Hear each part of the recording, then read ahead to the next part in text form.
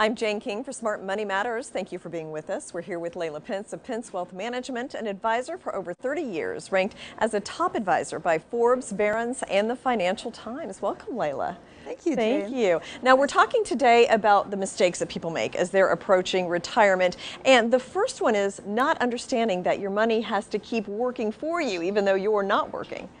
Absolutely, Jane. One of the things we tell our clients is that if they're retiring, their money can't retire too. One of them has to work. People are living a lot longer. That's right. As a matter of fact, most people live 1/3 of their life in retirement. So they still need to have a portion of their money growing and not have it all in conservative investments. They need to have a balanced portfolio, and it needs to be rebalanced often. Okay, and also not properly drawing from the distribution. We call that sequence of distributions. Most people have 4 sources of retirement income: their Social Security, their pension, their IRA retirement funds, and their non-retirement investments. A lot of times they'll take Social Security too early or they'll wait too long.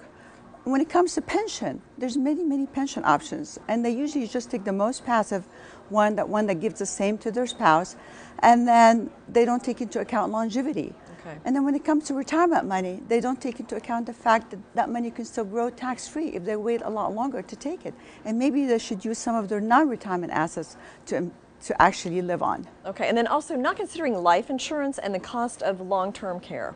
That's a big one. A lot of times they'll have life insurance policies and that has cash value, and now they don't want to keep paying those premiums in retirement. So they think, well, I don't need any more. I have plenty of assets to live on. Why do I still need life insurance?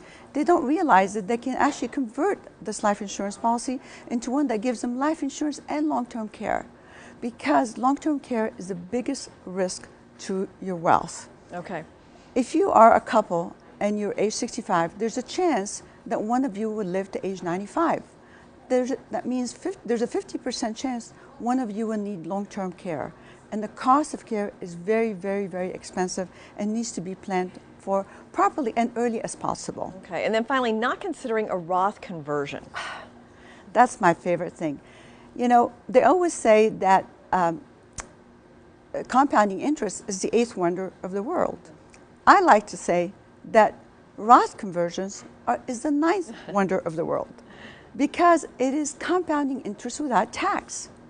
The problem is most people say, oh my gosh, I have to pay so much taxes to convert.